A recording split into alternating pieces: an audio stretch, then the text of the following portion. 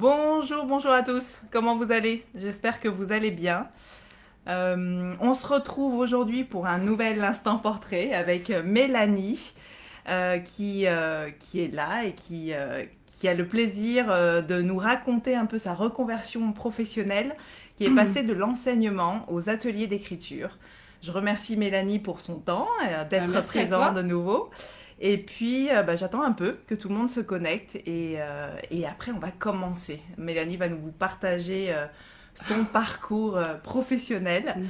Mhm. Qu'est-ce qu'il a amené à ces ateliers d'écriture. Et puis, juste pour vous rappeler que donc, les instants portraits, c'est un moment de partage que j'avais envie de vous partager avec différents invités qui se sont reconvertis, qui ont changé de métier, qui sont partis d'un emploi qui peut-être n'était plus forcément aligné avec qui ils étaient, vers quelque chose qui les tient à cœur, qui les prennent aux tripes souvent la plupart du temps. Souvent dans l'entrepreneuriat ou dans tout ce qui est indépendant. Je vois que Clémence est connectée. Bonjour Corinne, bonjour Mélanie, hello Clémence. Bonjour. Et puis voilà, c'est des instants portraits, des interviews croisées de personnes que je trouve inspirantes, inspirées aussi souvent. C'est des instants portraits qui ont lieu toutes les 2 semaines, tous les mercredis, sauf aujourd'hui parce qu'on avait une petite contrainte. Merci Mais d'avoir fait cette exception pour moi, d'ailleurs. Et du coup, voilà, c'est souvent tous les mercredis autour de 11h30 heure française, 17h30 heure du Vietnam ou midi heure française, qui dure entre 30 et 40 minutes en fonction de si on est bavarde ou pas. Mhm. Et j'arrête de parler parce que sinon on va pas y arriver. Et je passe la parole à Mélanie qui va nous partager son parcours. Donc, est-ce que Mélanie, tu pourrais nous expliquer qui tu étais avant cette reconversion? Je vais essayer. C'est jamais évident de se présenter et de démarrer sur une présentation, mais c'est un bon exercice. Donc déjà, merci de m'accueillir Avec grand plaisir. dans ton instant portrait. Alors, qui j'étais avant Alors déjà, j'ai grandi sur Paris, dans une famille où mon papa est laotien et ma maman française, avec une petite sœur également. Et j'évoque cette double culture parce que c'est vraiment un sujet qui m'a tenue durant tout mon parcours en fait scolaire et même professionnel. Donc j'ai grandi sur Paris, j'ai fait mes études aussi sur Paris. Alors j'ai plutôt démarré par des études d'espagnol. Ok. Voilà, parce que justement, entre deux cultures, depuis le début, j'avais envie de me créer une identité qui m'était propre. Mhm. C'est pas évident d'être les fesses entre deux chaises et de courir après la culture française, en partie ariégeoise d'ailleurs, donc ça complique un petit peu le tout, et la culture laotienne d'origine chinoise. Donc voilà, envie de comprendre plein de choses, on a beaucoup de questions, on n'a pas forcément les réponses, on n'a pas forcément la langue non plus. Donc, j'ai décidé de me créer un petit peu mon cocon et mes repères avec Ok. l'espagnol qui m'avait toujours parlé. Ça, c'est ma maman qui me l'a transmis. J'ai toujours aimé l'espagnol. Donc, j'ai fait des études d'espagnol pour pouvoir partir après en Erasmus en Espagne. J'avais besoin de quitter un peu le nid, de découvrir d'autres cultures par moi-même, de créer mes amitiés, enfin mes nouvelles amitiés, parce que j'en avais d'autres avant et de me construire un petit peu au fur et à mesure comme ça.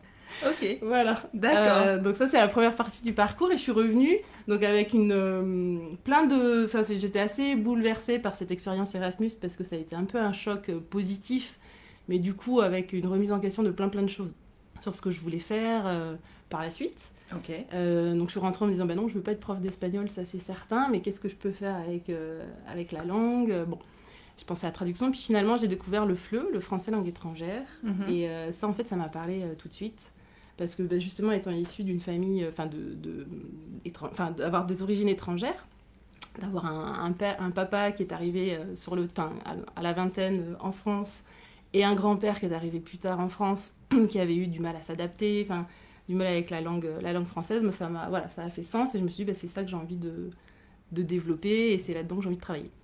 Donc j'ai fait ma petite bonne femme de chemin en FLE, je suis partie en Argentine. Donc là, je faisais le lien avec l'espagnol. Et puis quand je suis revenue, là, j'ai travaillé vraiment dans le domaine de l'alphabétisation Ok. et du français langue étrangère, en travaillant notamment auprès d'adultes qui n'avaient jamais été scolarisés en France. Donc beaucoup de femmes. scolarisés dans leur pays, pardon, et qui arrivaient en France, et aussi des jeunes ados. Donc là, c'est vrai que c'était vraiment très, très riche comme période. Ouais. De pouvoir aussi travailler avec plein d'acteurs du milieu social, du milieu de la santé, de l'éducation. Enfin voilà, il y avait vraiment quelque chose qui s'était créé, qui s'était lié, et c'était très, très porteur. Donc j'ai fait ça pendant 1 an et demi, 2 ans, et puis c'est vrai que voilà, le milieu associatif est aussi compliqué parfois. Et il a à un moment fallu que je passe à quelque chose d'un peu plus pérenne. Et c'est là où je me suis décidée à passer le concours de professeur des écoles. D'accord, ok. Ouais. Donc toujours dans le côté éducatif, dans l'idée de transmettre, et avec cette idée de trouver peut-être un poste spécialisé en français langue étrangère. C'était vraiment quelque chose qui m'animait, et qui m'animerait toujours, je pense, que si je revenais en France. Et donc j'ai eu de la chance, j'ai passé donc, le concours, je l'ai eu, et j'ai pu aussi avoir un poste spécialisé dès la première année. Ok. Ouais, et là je me suis régalée. C'est un excellent souvenir. Je travaillais auprès de jeunes ados qui avaient entre 16 et 18 ans, qui arrivaient en France, pour la plupart, pareil, jamais scolarisés dans leur pays. Et c'était que du bonheur. C'est-à-dire que c'était des années qui n'étaient pas faciles, parce que c'est compliqué d'arriver avec un passé qui peut être très douloureux. Ils arrivaient, ils n'avaient pas forcément envie d'être là. Et moi aussi, jeune enseignante finalement, et qui découvrait aussi cette réalité-là. Donc, mais voilà, ça m'a permis véritablement déjà de continuer à évoluer dans ma pratique professionnelle, de toujours être en lien avec cet extérieur, parce que c'est ce que je redoutais un petit peu en étant instit, c'est que j'avais peur de rester cantonnée à l'école, mais là j'ai eu la chance de travailler en collège ou en lycée professionnel, donc c'est vrai que c'était beaucoup plus ouvert, les échanges déjà entre les autres enseignants et également avec le milieu professionnel, toujours le milieu de la santé, le milieu social, donc c'était vraiment très très chouette, et puis cet échange et ce lien qui se crée avec ces jeunes est juste formidable. Ils nous apprennent énormément de leçons. Oui, j'imagine. J'imagine que sur ton parcours et notamment avec... Ils m'ont marqué, c'était vraiment très très fort, et d'ailleurs avec certains j'ai toujours des contacts et je vois qu'ils évoluent, et voilà, j'en suis vraiment très très heureuse. Ouais. Ok. Donc ça c'était voilà, le poste, on va dire, clé entre guillemets, et j'insiste dessus parce que ensuite donc avec mon conjoint on est parti en Chine, il a été nommé en Chine, et donc j'ai dû laisser ce poste là. Alors entre temps on a fait un arrêt à Grasse, parce que comme il est aromaticien, son poste était basé à Grasse, je suis tombée enceinte. Mais voilà, je me suis aperçue sur le tard que j'avais dû finalement faire une croix sur quelque chose qui me plaisait. Ouais, et qui me parlait en fait véritablement, enfin qui me représentait aussi. Et du coup, ça a été un peu un moment de flottement. Alors sur le moment, je ne l'ai pas vécu comme ça. Je me suis dit, voilà, c'est super, on change, on va découvrir autre chose. On part en Chine, l'arrivée de notre première fille, donc c'était chouette. J'ai retrouvé du boulot en Chine, mais là, en tant qu'enseignante, enfin prof des écoles, donc sans spécialité aucune, même si après, quand on travaille dans un pays étranger, les spécificités, elles explosent. Enfin, il y en a plein, il y a autant de choses à apprendre. Mais voilà, disons qu'à ce moment-là, c'était l'envie de commencer à faire autre chose est arrivée. C'est que petit à petit... j'ai réalisé qu'il me manquait quelque chose, et que voilà, que il y avait eu plein de chamboulements entre l'expatriation, l'arrivée d'un enfant, et en même temps Mélodie elle se perdait un petit peu dans tout ça. Et il est arrivé un moment où voilà, je me suis posé pas mal de questions. J'ai pas réussi forcément à mettre en œuvre ce que je voulais au moment où j'aurais souhaité le faire, ce qui a fait que j'ai eu des passages un petit peu à vide aussi, où je me suis pas mal cherchée.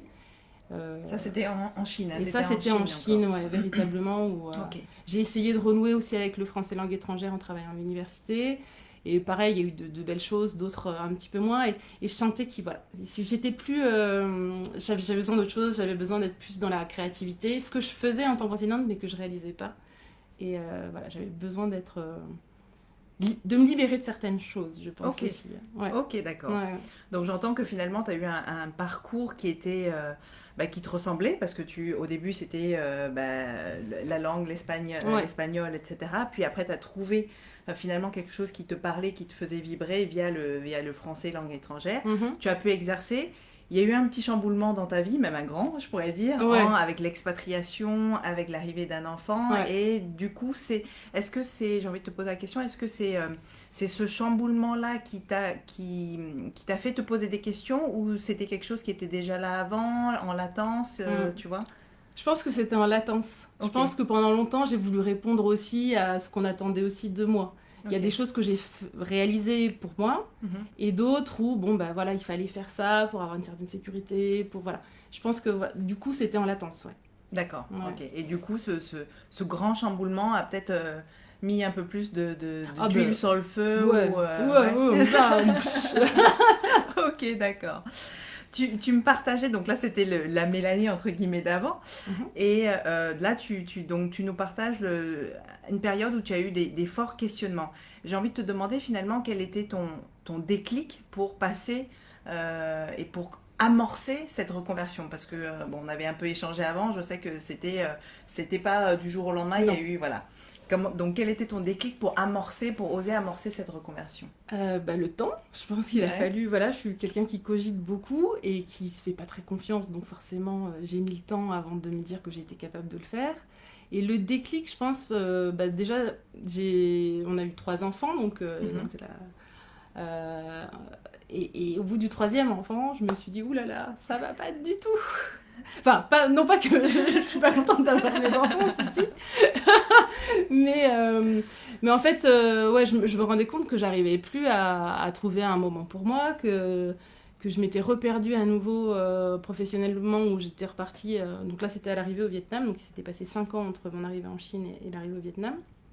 Même 6 ans, parce que j'ai travaillé en tant qu'enseignante ici au bout de la 6e année. Enfin, et du coup, je me suis dit, oui, il y a plus d'espace pour qui j'étais. Il y a plus d'espace pour la Mélanie qui rigole, la Mélanie qui danse, la Mélanie qui a cette énergie, en fait, qui m'a toujours portée. Et en fait, je pense que le déclic, c'est que je me suis vue, une fois de plus, en train de râler ou d'être irritée facilement et irritable en famille, et puis de me dire, non, c'est quoi le sens à tout ça, en fait. Et puis surtout de me rendre compte que ça faisait bien longtemps que j'avais pas eu un fou rire ou que j'avais pas ri. Enfin, voilà. Et je pense que ça a été ça, c'est de faire un constat à un moment donné où j'ai dû rentrer chez moi et sans vraiment de joie à transmettre. Et je voulais pas que mes enfants aussi aient ce regard sur moi, sur l'idée que le boulot, c'était pénible, alors qu'à la base... ça allait pas forcément. Quand on a la chance de pouvoir le choisir, que ce soit de l'entrepreneuriat ou pas d'ailleurs, ça devrait pas l'être. Donc, exactement.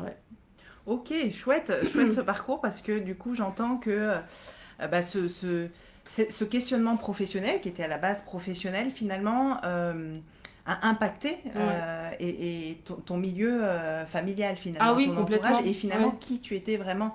Tu parlais de la Mélanie qui rigolait, qui était toujours joyeuse, et finalement tu étais quelqu'un qui s'énervait peut-être un peu plus de ce que j'entends, qui était beaucoup moins patiente et puis moins d'entrain, quoi.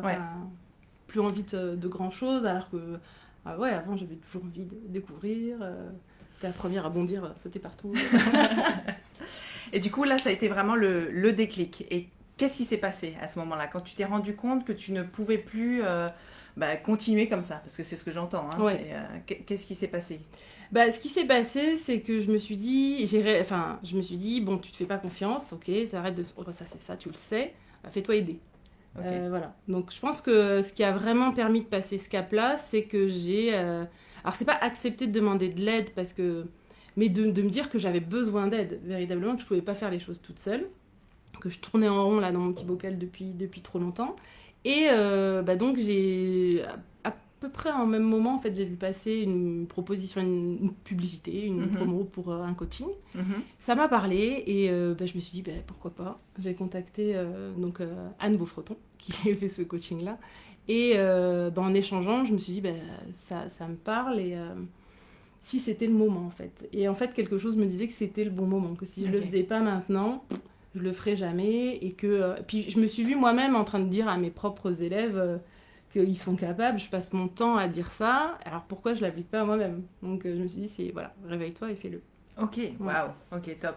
Et du coup, là, tu as ressenti ce besoin, donc tu es allée, tu as eu un signe, ou je ne sais pas qu'est-ce qu'on peut appeler, une publicité qui est passée, alors signe je crois pas forcément aux coïncidences, donc je me dis, Alors, est-ce que c'est un signe du destin? Je sais pas, mais en tout cas, le hasard a bien fait les choses. Voilà, si le on peut hasard a dire. bien fait les choses. Donc, du coup, tu t'es fait accompagner. Oui. Et qu'est-ce que ça t'a permis, cet accompagnement-là? Alors, ça m'a permis de prendre le temps de me poser, de faire une rétrospective de ce que j'avais fait. Mhm. Ça m'a permis de mettre des mots sur ce que je savais faire, sur qui j'étais, d'où je venais, ce que je voulais aussi, de rêver de nouveau. Sans me mettre de barrières et d'interdictions liées à la réalité en fait, Mhm. du quotidien. Parce qu'on pense toujours, ah bah oui, mais si je fais ça et que ça marche pas, il y a un impact sur la famille. Donc voilà, ça m'a permis d'ouvrir vraiment le champ des Mhm. possibles. Ouais. Et en fait, j'ai réalisé que c'était important, parce que c'est pas faire des plans sur la comète, mais c'est juste se dire, bon, bah voilà, on a peut-être un idéal qui est là-haut, mais si on le met à une échelle plus réaliste, on peut fixer des objectifs qui vont être tout petits et qui vont évoluer et progressifs, Tout à fait. et les atteindre. Et quand on les atteint, et ben, c'est ça que le coaching m'a aussi permis de réaliser, c'est que je pouvais atteindre des objectifs finalement que je pensais complètement irréalisables avant de suivre ce genre d'accompagnement. Mhm. Que ce soit des objectifs personnels ou des objectifs ensuite professionnels quand je me suis lancée dans ma nouvelle activité. Donc voilà, oui, pour ça, ça a été vraiment une prise de conscience où, oui, en fait, quand on met le projecteur, comment dire, on l'adapte, on l'ajuste comme il faut, et ben ça fait un petit peu moins peur, et puis on accepte Exactement. aussi voilà, ses défauts. Bon, ça j'avais tendance à les accepter bien comme il faut, mais surtout ses qualités et les choses qu'on sait faire naturellement. Complètement. Complètement. Ouais. Je te rejoins sur ce point-là où on a peur de rêver. Oui, C'est notre ça. grand souci du moment, ou peut-être de quelques années déjà. Mais on a peur de rêver parce qu'on se dit, mais voilà, je veux, j'en sais rien, je veux atteindre la Lune. Et c'est vrai que quand on se dit, je veux atteindre la Lune et que je vise la Lune, ça fait peur. Ouais. Mais avant d'arriver à la Lune, c'est souvent ce que je dis dans mes accompagnements, il y a des étapes. Et on ne peut pas les griller. C'est sûr que si on va regarder la Lune alors qu'on n'a même pas mis nos bottes de cosmonaute, Oh, on va avoir du mal, on ne pourra pas. Par contre, il y a des étapes. Et lorsqu'on met des étapes qui sont réalisables et qu'on les atteint, comme tu le disais, et que tu vois que tu arrives à les atteindre, tu te dis, alors si j'arrive à atteindre ce premier objectif, puis ce deuxième, puis ce troisième, pourquoi pas finalement pouvoir atteindre la Lune? Ouais, ça devient plus alors, concret. Peut-être, voilà, exactement, peut-être c'est pas du jour au lendemain, mais c'est possible. Ouais. Et c'est réalisable Ouais. si on fait le nécessaire, petit pas par petit pas, etc. Ouais. Donc je te rejoins complètement sur... Ouais, puis c'est ça donne envie, ça stimule, et on se dit, tiens, ça c'est possible, donc allez, je vais essayer un autre petit pas. Et on essaye. Et on gagne. Et on y prend goût, et on gagne en confiance. On y prend goût, on gagne en confiance. Finalement, on se dit, finalement, on est pleine d'imagination et pleine de ressources. C'est ce que je partageais dernièrement dans un live. C'est-à-dire vraiment quand on sait où on veut aller, quand on sait pourquoi aussi on veut le faire, il y a plein de choses qui se mettent en place. Maintenant, j'ai envie que tu nous partages, parce que là, on a connu, on voit ton parcours, et aujourd'hui, qu'est-ce que tu fais? Qu'est-ce qui t'a amené finalement à ces fameux ateliers d'écriture? Un chemin encore un petit peu long. Ouais. Donc, toujours aidé par cet accompagnement, ce questionnement aussi. Et le temps que j'ai enfin pris à revenir sur ce que j'aimais faire. Ouais. Sur ce que j'aimais faire et que je ne faisais plus ou que je faisais moins. Et du coup, l'écriture est ressortie. Et l'écriture, voilà, j'ai toujours été passionnée par l'écriture, par la lecture, par le voyage que nous apportent les livres, raconter des histoires, inventer des histoires. Enfin, c'est vraiment quelque chose que j'ai toujours aimé faire. Mais j'avais jamais pensé que c'était quelque chose qui pouvait être... qui pouvait faire partie... Enfin, pas partie de moi, mais qui pourrait me représenter. Parce que j'avais jamais écrit de bouquin, parce que qui je suis pour dire que je sais écrire, voilà. J'ai pas fait d'études de lettres. Alors certes, en espagnol, on fait de la littérature hispanophone, etc. Mais voilà, encore sûrement une réticence et ce complexe un peu de la légitimité et tout ça. Et en fait, à force d'utiliser et de revenir sur cette idée d'écriture, je me dis, oui, c'est ça, il va falloir faire quelque chose avec. Mais quoi? Donc, parce que je me disais, non, être auteur, écrire des bouquins, oui, c'est bien, mais c'est pas ça vraiment qui va me porter. Et puis, en fait, il y avait quelque chose qui m'avait toujours animée dans tout mon parcours professionnel, c'est cet échange avec l'autre et le fait de pouvoir valoriser quelqu'un. enfin, tu vois, lui transmettre cet élan, lui transmettre de la confiance, de l'énergie positive. Et ça, c'est un truc que je fais, enfin, même pas professionnellement. Enfin, j'aime être comme ça, je suis comme ça. Et du coup, en y réfléchissant, en discutant, je me suis dit, bah, voilà, peut-être qu'en alliant les deux, on peut arriver à quelque chose qui soit proposable, entre guillemets. Et voilà, donc petit à petit, j'ai d'abord proposé des ateliers d'écriture ludiques, et puis après, plus spécifiques pour vraiment se faire du bien et libérer sa créativité. Parce que c'est vrai que la créativité, ça je l'ai vécu aussi. Alors avant même l'écriture, que je te disais que j'avais envie de créer, parce que en fait, quand on est enseignant, on crée énormément, mais on a toujours la tête dans le guidon et on le voit pas, et c'est bien dommage, parce que on est des sacrés créatifs. Mais on le réalise pas, parce que c'est pour un objectif donné dans une classe, etc.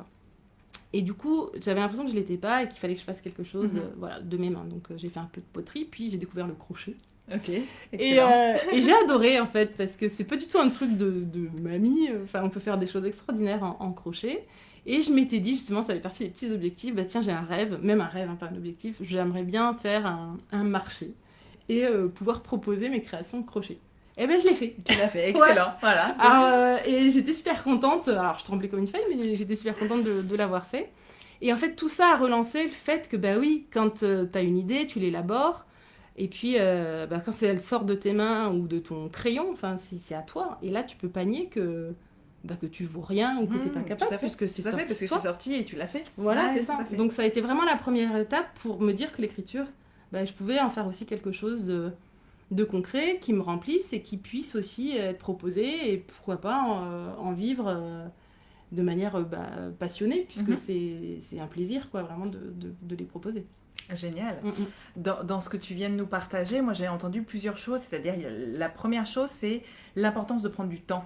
Lorsqu'on est vraiment dans... Et on n'en prend jamais. Hein. Moi, j'étais la première comme ça à jamais prendre de temps pour moi. Je continue, quelquefois, c'est pas très bien, mais je continue à ne pas prendre, assez de temps pour moi. Mais c'est juste ça, en fait, entre guillemets, le juste ça. L'importance de prendre du temps pour soi, de se reconnecter avec ce qui est important pour nous. Quelquefois, on arrive à le faire seul. Quelquefois, on a besoin de se faire accompagner comme tu l'as été, comme tu l'as fait, comme moi je l'ai fait, comme beaucoup d'autres personnes le font. Oui, puis qu'on nous mette un coup de pied au derrière. Exactement, parce que ça nous permet de nous sortir de notre quotidien, ça nous oblige à prendre du temps pour nous, ça nous oblige à nous poser des bonnes questions. Et surtout, ça nous oblige à nous mettre en action quelquefois. Voilà, c'est ça. Voilà, parce qu'il y a beaucoup de peurs qui font que non, c'est pas possible. Donc ça, j'ai entendu ça. Donc merci de ce partage. Ah, l'action, c'est fondamental. Ah, mais complètement. Quand on reste dans sa tête, ça marche pas. Ça marche pas. Non, on tourne en boucle et on n'avance pas. Et la deuxième chose que j'ai trouvée très riche, c'est ce côté créatif. En fait, on oublie. Et pour avoir accompagné pas mal de personnes, toutes les personnes que j'ai accompagnées, à chaque fois me disent... Ah, mais de toute façon, moi je suis pas entrepreneur, je suis pas créatif, je ne peux pas. J'ai rien de créatif. Et en fait, sauf qu'on se rend pas compte. Ouais. Moi, j'étais la première à dire, mais non, je suis juste pas du tout créative, je suis incapable d'avoir des idées, etc. Et bah si on devient créatif, quand on touche à quelque chose qu'on aime, on devient créatif. Donc ça, c'est vraiment, c'est la chose aussi que j'ai envie de souligner, de partager. Ah oui, c'est important, oui. Et puis je pense qu'on est tous créatifs. Exactement. Mais complètement. Et que même sur des petites choses du quotidien, enfin, à partir du moment où on est confronté à un problème, on va trouver une solution. Et en trouvant cette solution, on se met en action et on met en marche sa créativité. Complètement. Ouais, donc, complètement. Et troisième chose, c'est ces fameux, finalement... tu te pensais pas capable de faire telle ou telle chose, tu vois. En fait, on oublie parce que je pense que toi t'es un peu comme on est un peu pareil, c'est-à-dire on a été éduqués comme ça, on a fait les choses, on les a fait plus ou moins bien, on nous a dit de faire les choses, donc on l'a fait aussi. Sauf que on a oublié qu'on avait plein de talents, ce que moi j'appelle un peu les talents innés, ou les talents un peu cachés, etc. On les redécouvre et on s'autorise finalement, de par ce travail d'introspection qu'on fait, à aller plus loin et à les explorer. Je vois, alors Aude qui dit bonjour, Aurélie, il y a plein de monde. Il y a Aude qui dit, je comprends le ressenti de créer de ses mains, être capable de faire ça et ça redonne confiance en soi. Complètement. Oui. Complètement. Et en fait, ce qui donne confiance en soi, c'est de faire les choses, même des toutes petites, toutes petites choses qui nous ressemblent et qu'on s'interdit ou qu'on s'interdisait jusqu'à maintenant. Juste d'oser, en fait. Et après, souvent, on s'aperçoit que juste oser, toutes nos peurs, est-ce qu'on est capable, est-ce qu'on va réussir, Ouais. etc. Bah, finalement, on réussit. Oui, Donc, oui, et ouais. même si on ne le propose pas, on ne le montre pas, c'est de passer au-delà d'une contrainte ou justement d'une difficulté et de se dire je vais pas y arriver, moi allez j'essaye quand même, oser ce que tu disais.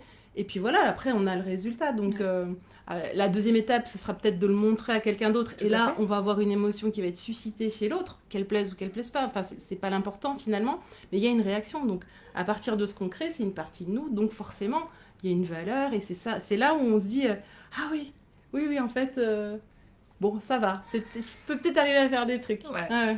Non, c'est chouette. J'ai envie de te poser la question aussi de, finalement, tu vois, de comment... Ouais, parce que même si tu nous l'as partagé un peu comment t'es arrivé aux ateliers d'écriture, Ouais. aujourd'hui, qu'est-ce que tu en fais de ces ateliers d'écriture-là? Tu vois, est-ce que tu peux nous en dire un peu plus? Alors, aujourd'hui, en fait, je m'appuie vraiment sur l'écriture créative et aussi l'écriture introspective. Donc, c'est sur deux champs différents.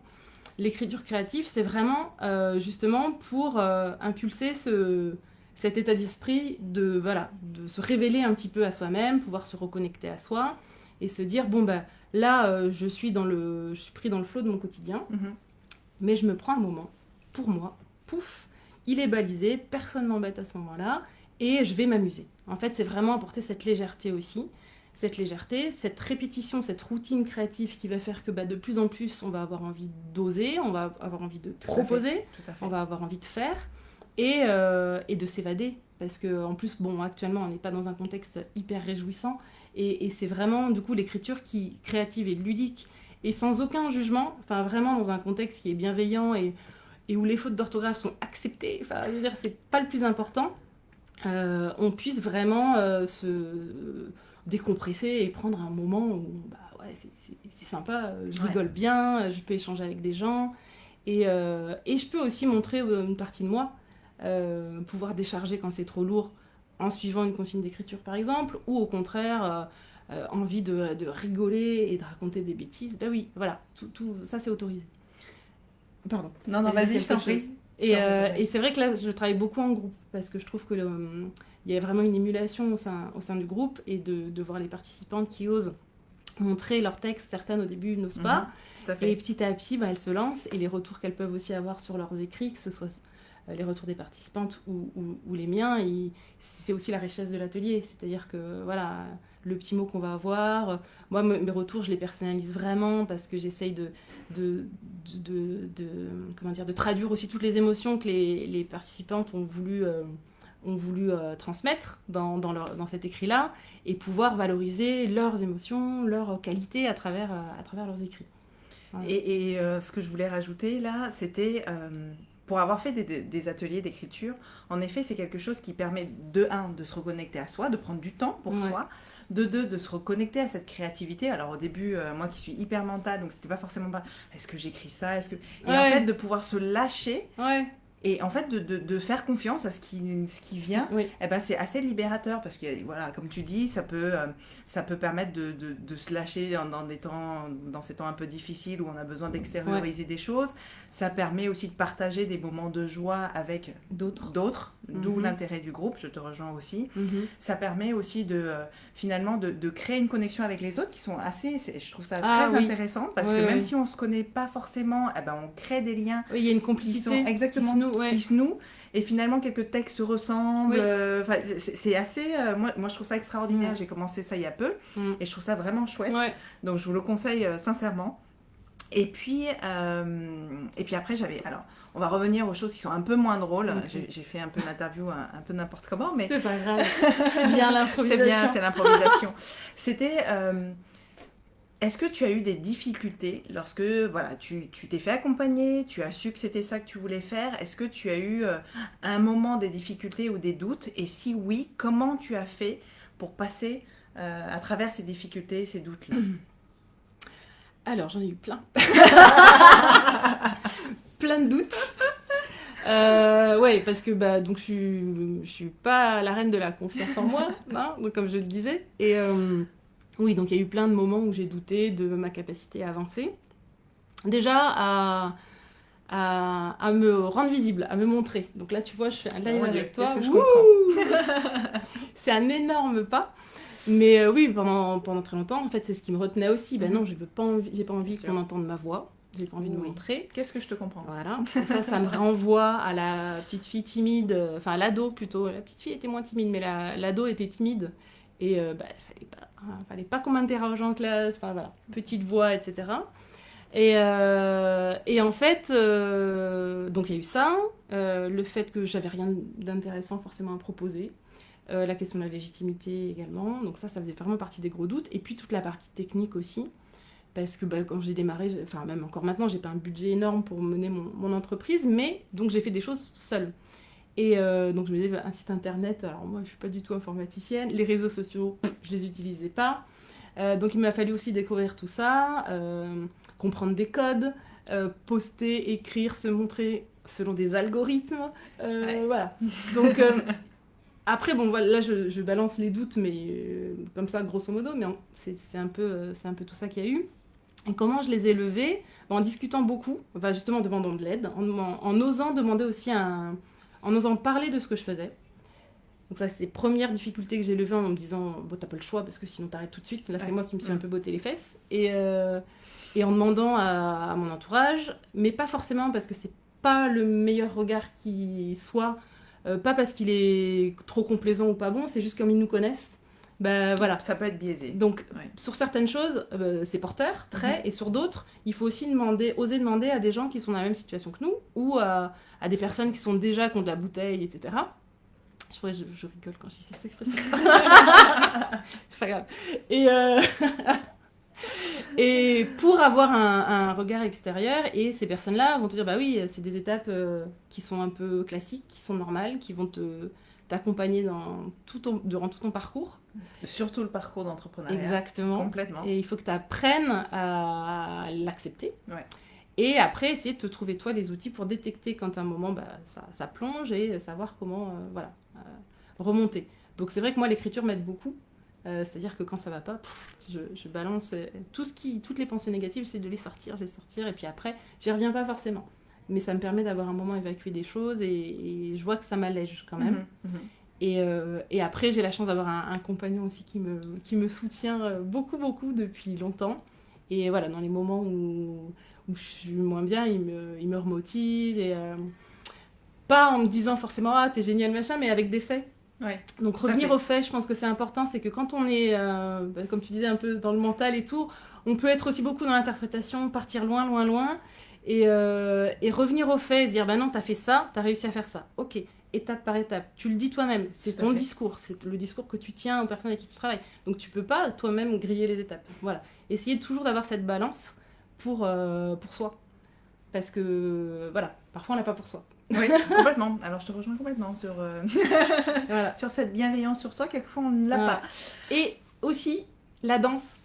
Moi, c'est un moyen qui me permet d'évacuer, de libérer la pression et même l'image qu'on a de soi, qu'on peut avoir de soi, qu'elle soit physique ou intérieure. Voilà, là, c'est vrai que j'ai la chance d'avoir renoué avec la danse au moment où je me suis lancée dans l'entrepreneuriat, parce que j'en avais besoin, ça fait tellement longtemps que je n'avais pas dansé, et ça m'a permis de me libérer aussi, et c'est ma soupape également, voilà, d'avoir vraiment une activité qui déconnecte. Ouais, complètement. Ouais. Alors là, je te rejoins sur toi, la danse, ou une activité sportive qui permet finalement quelque chose qui soit propre à nous, pour se lâcher, pour faire autre chose, le plaisir, pour se dépenser. et on réfléchit exactement. pas. Ça, c'est très très important, et ça fait partie justement de tout ce travail qu'on doit faire quand on est entrepreneur, de mindset, d'état d'esprit, de physique aussi, parce que si le physique derrière il suit pas, on peut pas, le mental ne peut pas suivre. Donc complètement, je te rejoins sur ça. Je note quelque chose qui est super importante et qu'on retrouve souvent dans ces interviews instant portrait que je fais avec les personnes qui ont changé de vie, qui se sont reconverties, c'est l'importance du soutien de ses proches. Oui. C'est vraiment, en fait, ça revient à chaque fois. C'est-à-dire que il n'y a pas, tu m'arrêtes si je me trompe, mais il n'y a pas, je pense pas qu'il y ait une reconversion qui peut être réussie s'il n'y a pas un soutien inconditionnel de ses proches, de sa famille, de son cocon nucléaire. Je pense que c'est important, ouais. Parce que c'est ça qui nous porte, ou qui peut nous freiner si on voit que... Exactement. Voilà, parce que forcément, on a des rythmes qui changent, Ouais. qui sont pas forcément plus denses, mais qui sont pas les mêmes que quand on pouvait avoir un travail salarié, qu'on était habitué à être à des horaires... À des horaires, oui, aussi. C'est horrible. À des horaires spécifiques à la maison, ou voilà. Donc c'est vrai que si on n'est pas soutenu là-dedans, ça peut être compliqué, effectivement, ouais. Ouais. D'ailleurs, ça me fait penser qu'un des déclics aussi... le déclic avait déjà eu lieu, mais un des moments importants, c'est quand ma fille aînée m'a dit un jour « Waouh, mais en fait, t'es hyper dynamique, maman !» Et là, je me suis dit « Ah ouais, donc avant, je l'étais plus. » Et je me suis dit « Bon, je suis sur la bonne voie, continue. » Même si c'est dur, il y a quand même un impact aussi. Et encore une fois, le côté négatif qui rejaillissait sur ma famille quand j'étais pas bien dans mon boulot, je me sentais pas à ma place. Maintenant, elle est beaucoup moins, alors parce que voilà, je fais quelque chose que j'aime et où je me sens bien et où j'apprends tous les jours aussi. C'est tous les jours un apprentissage. Ah, complètement. Quand on fait les choses seul et tout, c'est tous les jours un apprentissage. Des horaires, c'est l'horreur. C'est l'horreur. Merci Muriel. En effet. J'ai envie de... Parce que j'avoue, le lapsus était joli. Ouais. J'ai envie de te dire, finalement, si... Parmi toutes les personnes qui nous regardent actuellement, ceux qui vont regarder en replay, qu'est-ce que tu as envie de leur partager concernant justement, si jamais ils avaient une envie d'une reconversion, de faire quelque chose qui leur ressemble, qu'est-ce que tu as envie, si tu n'avais qu'un conseil à leur donner, qu'est-ce que ce serait? Un seul. Allez, 2, 3. Je ne vais pas être capable de donner ça. S'écouter. Ouais, s'écouter.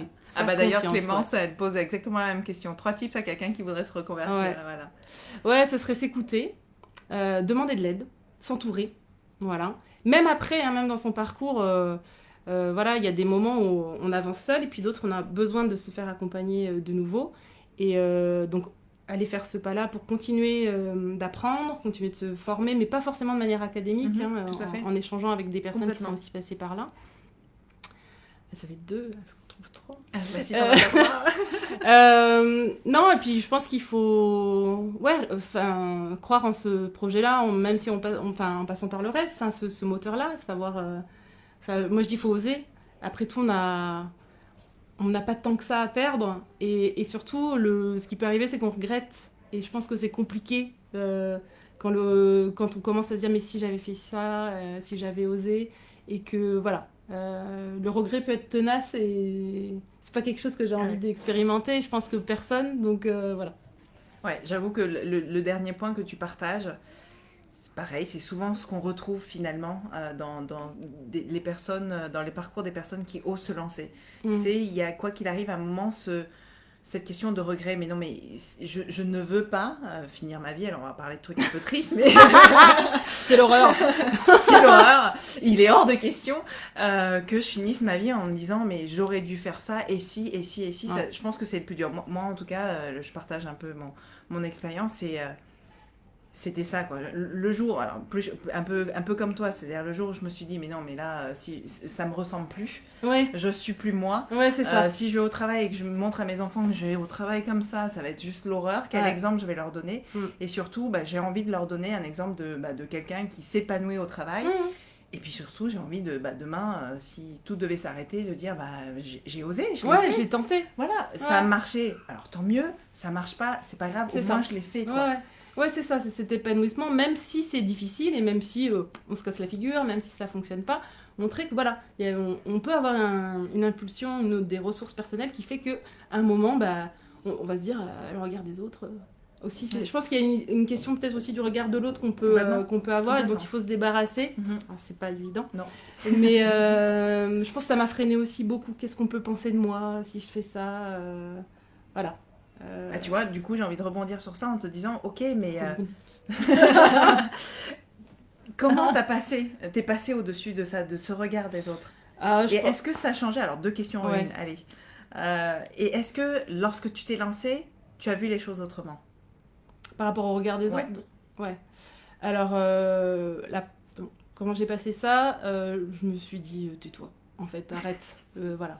Je pense que t'as des dates anniversaires qui font que tu dis, bon, laisse tomber, c'est bon, tu t'es enquiquiné peut-être un certain nombre d'années à essayer de préserver les uns les autres. Tu marches sur des œufs avec certaines personnes et c'était fini, j'avais plus envie de ça. Et c'était en lien d'ailleurs avec un travail personnel que j'ai fait aussi. Et qui m'a beaucoup aidée, parce que je pense que ce que tu évoquais également, c'est que le travail personnel est très lié finalement à l'épanouissement qu'on peut avoir dans le professionnel et à notre engagement quand on est en entrepreneur, parce que y a plein de choses qu'on accepte, qu'on regarde en face, et une fois qu'on les regarde en face, on va se dire, bon allez, maintenant, si ça vient pas de moi, de toute façon, ça peut pas venir des autres, et il faut que je passe ce cap-là. Donc je pense que ça a été vraiment de me dire, allez, tu t'en fiches, vas-y. Et puis de pas penser autour, de mettre justement ces objectifs aussi qu'on évoquait, ces petits objectifs, ces étapes, et de les passer, plouf, plouf, plouf. Et en fait, au fur et à mesure que je les passais, j'avais envie d'aller plus loin, parce que c'était rigolo. Bah oui. Hein, et je me suis dit, tiens, d'abord je vais faire un petit post, et puis après puis une vidéo, puis maintenant je peux faire un live, super. Et maintenant je dis liker, YouTuber, machin. Mais en fait c'est ça, je pense qu'il faut à un moment arrêter de cogiter, on me l'a encore dit, Muriel, elle a dit ça. Très récemment, et elle a raison, faut arrêter de s'auto-flageller. Et passer à l'acte. Et alors après, évidemment, ça nous rattrape. Mais je pense que j'ai plus d'outils maintenant et je sais le détecter, j'espère, suffisamment tôt pour pas sombrer ou pas laisser traîner les choses. Voilà. Ok. Je pense. Top. J'ai envie de te poser une dernière question parce que je vois que le temps file. Si c'était à refaire...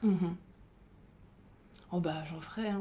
Non, parce que justement, la question du regret, je regrette pas. Ouais. Je regrette rien de ce que j'ai vécu, même les moments qui ont été très durs. Je regrette pas parce que c'est ce qui m'a construit, c'est ce qui a fait que j'en suis là aujourd'hui. Et je suis très heureuse de ce que je suis en train de vivre aujourd'hui. Donc, voilà. Je suis pas quelqu'un qui va dire tiens, j'aurais fait ça différemment ou quoi. Non, je suis très contente du chemin parcouru, des personnes rencontrées. Donc, non, je changerais rien. Génial. Génial. Voilà, on est en train de finir l'interview. J'ai envie de demander à ceux qui sont là, si vous avez des questions pour Mélanie, pour moi, n'hésitez pas à nous les partager, ou si on a été super clair et hyper concise, nickel. En tout cas, n'hésitez pas. Merci encore d'avoir partagé ce moment. Ouais. Bravo pour le live. Ouais, 42 minutes. Il y a Aude qui dit s'écouter, oser et se faire aider. Exactement mes objectifs de mon vision board 2021. Je suis sur la bonne voie. Merci Corinne pour tous ces instants portraits. Le hasard pour moi, ça a été de tomber sur ton Facebook. Coïncidence. Et non, il n'y a pas de coïncidence. Merci à tous. Merci à toutes les deux. Merci Aude. Salut Laure. Juste bravo. Ouais, j'ai quand même une petite fille là. Je sais bien. Voilà, t'as retrouvé. Ouais, t'as retrouvé. Voilà. J'ai retrouvé tout ça. Merci pour ça. Merci Aurélie. Ouais. Merci Aude. Merci en tout cas, mesdames. Je crois qu'il y a plus de dames. On dirait, mesdames. Oui, merci. Mesdames Clémence. pour ce moment. Vous dégagez une énergie top. Merci beaucoup. Merci. Je crois qu'on a été assez clair parce qu'on dirait qu'il n'y a pas trop de questions. Mm-hmm. En tout cas, ravie d'avoir partagé ce moment-là avec vous, avec toi. Merci encore. Pareil. Et puis, alors Vanessa, merci pour ce moment. Toujours intéressant de voir se dérouler exactement. Moi, j'adore ça. Ça, c'est mon petit kiff personnel d'interviewer des personnes et de partager ces moments-là parce que c'est toujours inspirant. Oui. On a tous des parcours de vie complètement différents mais très similaires à la fois. Mm-hmm. Et voilà, et c'est mon petit bonheur personnel et j'ai envie de le partager à la communauté et à ceux qui me suivent et merci encore, c'était très riche. Non, merci à toi parce et ça que te ressemble aussi, vraiment. Pour nous aussi c'est hyper important parce que ça permet vraiment le moment du regard posé sur tout ce qui a été fait et donc très beau concept et merci beaucoup de m'avoir invité. Merci à tout le monde. On se dit à la prochaine fois, dans 2 semaines pour moi, pour un autre instant portrait. Et Mélanie, je pense qu'on se reverra bientôt. On se reverra bientôt. Il y a plein de choses qui se passent. Merci beaucoup. À bientôt. Au revoir tout le monde.